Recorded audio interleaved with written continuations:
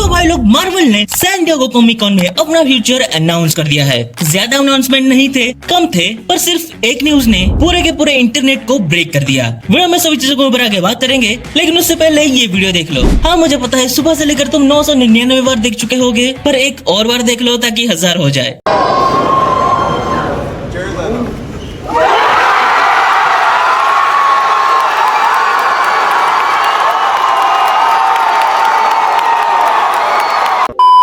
इस चीज को देखने के बाद मेरी सुबह की नींद उड़ गई। मुझे समझ में नहीं आया कि मैं क्या देख रहा हूँ, कि जो देख रहा हूँ ये सच है भी या नहीं। खैर ज्यादा एक्साइटेड ना होते हुए क्रोनोलॉजिकली बात करते हैं। तो सबसे पहले केविन फाइग ने आकर अनाउंस किया कि आज सिर्फ 3 प्रोजेक्ट्स की अनाउंसमेंट होगी। फिर सबसे पहले captain America and the brave new world के सारे कास्ट एक एक करके स्टेज पर आए। सबने अपना एक्सपीरियंस शेयर किया, जहाँ पे एंथनी मैकी स्टेज पर आके टॉम हॉलैंड की टांग खींचते हैं। अब एक्चुअली में पहले एक इंटरव्यू के दौरान टॉम हॉलैंड ने एंथनी मैकी का मजाक उड़ाया था, ये कहते हुए कि तुम्हारी खुद की कोई मूवी नहीं है, और उसका रिप्लाई वो यहाँ पे देते हैं। I need to watch this movie. You haven't seen Spider-Man Homecoming?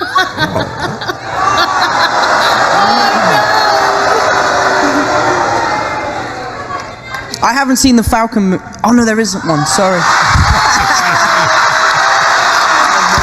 जहाँ पर हमें जनरल रोज का कैरेक्टर दिखाया जाता है, जो कि व्हाइट हाउस के सामने एक स्पीच देते हैं एंड वो क्लियरली सेलेस्टियल का मेंशन करते हैं और बोलते हैं कि सेलेस्टियल्स एडामेंटियम से बने हुए हैं। इसका मतलब फाइनली एक्समैन की एंट्री अब पक्की है। फिर आगे हमें दिखता है कि जनरल रोज व्हाइट हाउस के सामने ही रेड हल्क में ट्रांसफॉर्म हो जाते हैं। इसका थोड़ा झलक हमें ट्रेलर में देखने को मिला था। फिर हमें यह भी बताया जाता है कि जियान कार्लो मूवी में king of the serpent society यानी कि साइड विंडर के रोल में दिखेंगे। फिर दूसरी मूवी की बात आती है, जो की है थंडरबोल्ट्स। इसके भी सारे कास्ट स्टेज पर आए, जहाँ पर डेविड हार्बर पूरे अपने रेड गार्डियन वाले सूट में नजर आए, जो कि बिल्कुल भी अच्छी नहीं लग रही थी। इससे पहले जो सूट था वो बेटर था। लेकिन यहाँ पे कुछ ही दिनों पहले केविन चट्टा ने ये बोला था कि तुम्हें जल्दी ही पता चलेगा कि एवेंजर्स टावर किसने खरीदा है, और यहाँ पे हमें ये देखने को मिल भी जाता है कि वैलेंटिना ने ही खरीदा है। फिर यहाँ पे सेंट्री के रोल प्ले करने वाले एक्टर लुइस पुलमैन भी स्टेज पर आए थे। हालांकि ये तो कंफर्म नहीं किया गया है, पर इनके कैरेक्टर को बॉब कह के बोला गया है, जो कि कॉमिक बुक्स में सेंट्री का ही नाम होता है। नेक्स्ट आता है फैंटास्टिक 4 की बारी, जहाँ पे इस बार इसका टाइटल को चेंज करके इसका नाम रखा गया है द फैंटास्टिक 4 फर्स्ट स्टेप्स। यहाँ पे हमें इससे रिलेटेड कुछ फुटेजेस भी दिखाए गए, जहाँ पे हमें ये पता चला कि ये मूवी अल्टरनेट टाइमलाइन के 60s के टाइम पर सेट होगी, जो कि रेट्रो फ्यूचरिस्टिक होगी, जहाँ पे पेड्रो पास्कल एक साइंस टीचर के रूप में हमें दिखे,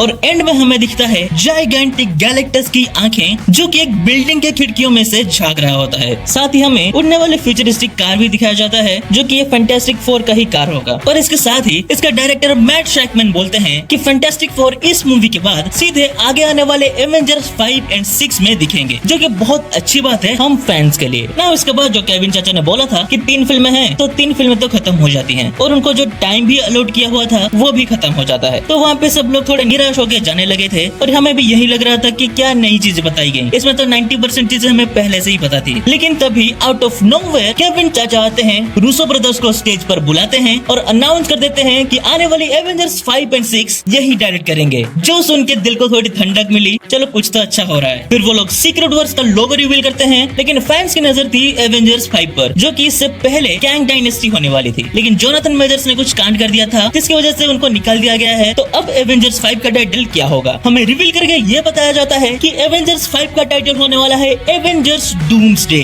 यानी कि इतने दिनों से जो फैन थ्योरीज बन रही थी कि एवेंजर्स मूवी में हमें डॉक्टर डूम दिखने वाले हैं, वो सच हो जाती है। लेकिन अब होता है असली खेल। मतलब बहुत सारे लोग आते हैं और सब लोगों ने डॉक्टर डूम के मास्क पहने हुए थे, और उन सब में से एक बंदा बाहर निकल के आता है, अपना मास्क खोलता है, और हमें खुद रॉबर्ट डाउनी जूनियर दिखते हैं डॉक्टर डूम के रोल में। ये देखकर तो मेरा सर ही घूम गया था, और फैंस पागल। मतलब मुझे समझ में नहीं आ रहा था कि मैं क्या करूं, इतनी खुशी हो रही थी। फिर आदित्य बोलते हैं कि न्यू मास्क सेम टास्क। फिर वो बोलते हैं मुझे कॉम्प्लिकेटेड कैरेक्टर्स प्ले करना बहुत पसंद है, और डॉक्टर डूम उनमें से एक है। नाउ मैं आपको ये बता दूं कि एक्चुअली में आदित्य यहाँ पे टोनी स्टार्क यानी कि आयरन मैन के रोल में दिखेंगे, जो कि आगे चल के डॉक्टर डूम बन जाता है। अब ये पैनल इसी धमाके के साथ खत्म हो जाती है। अब I mean what a moment यार, ये दिन मैं कभी नहीं भूलूंगा। ये दिन हर मार्वल फैन के लिए एक हिस्टोरिक दिन है, और जो लोग मार्वल फैन बनना चाहते हो तो इससे अच्छा टाइम आपको नहीं मिलेगा मार्वल फैन बनने के लिए। मतलब क्या टाइम है यार, पहले डेडपूल 3 और अब आरडीजे एज डॉक्टर डूम।